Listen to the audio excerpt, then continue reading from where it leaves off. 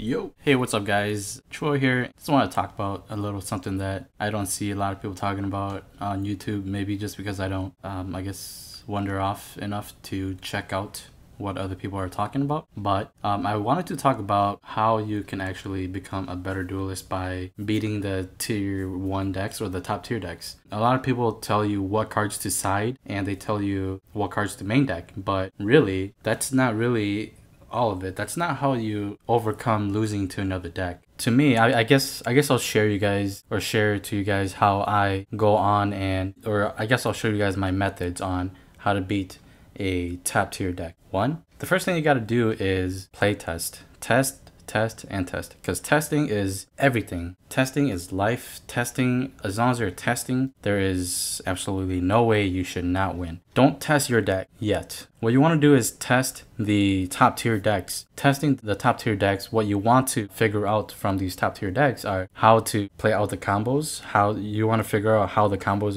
are done, what can happen when playing out the combos, how many pluses you get out of the combos, how well the combo flows, how easy it is to obtain that plus plays.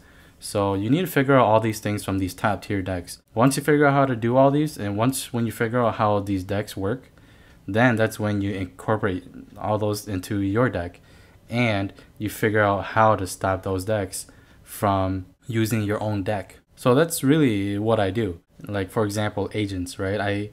I mean, I guess agents very autopilot. No offense to any of the, agent players out there, lots of love, but it does seem kind of autopilot, just like Dino Rabbit. Agents, it's always like, you drop the Earth, add Venus, next turn, drop the Venus, drop 3 Shine Ball or drop 2 Shine Balls, and then exceed into Gachi, and then, or drop all 3 Shine Balls, and then exceeding to Gachi, and then going to like Sacred Wyvern or going to Trishula, and then drop Master Hyperion, and then drop Archlord Cursia. So it's always something in that ballpark, but obviously everybody kind of tech their decks in a different way, so there may be different plays, such as returning a Shine Ball for a Birdman. Okay, I'm going off subject. Yeah, it's always like that. You want to figure out how those decks work. You want to figure out how to stop those decks. You incorporate all those things into your deck and into your side deck. And once you incorporate all that into your main deck and your side deck, then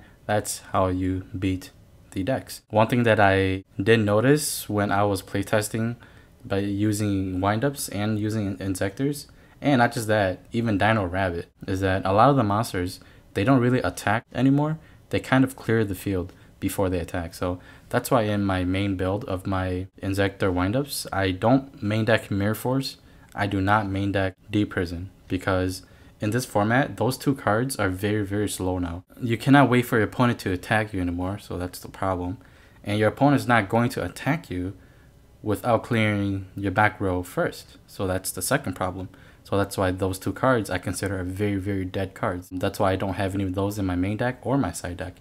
I only play cards that are chainable to the summon, or cards that, basically any cards that are chainable to the summon, such as Wing Blast. To me, Wing Blast is a -1 to your opponent. You are discarding, however, you're minusing 1 card to your opponent during their draw phase, because they're drawing a card that they already have and might not be useful for them. Yeah, I made that compulsory, because compulsory, it totally wrecks the synchro monsters or any monsters that require a tribute or require a summoning condition. I have those 2 cards in my main deck, and I use those cards very, very well and only to my advantages. That's it for today. I hope that, well, I've been holding this up for quite a while. That's it for today. I hope this video did help you guys work up some plan for your decks. So yeah, once again, test, play test. Don't just play test, but test how the other decks work, because if you don't test those other decks, you're not going to know how they work, you're not going to know how to stop them, and you're not going to know how to win, basically. Yeah, until next time guys, peace.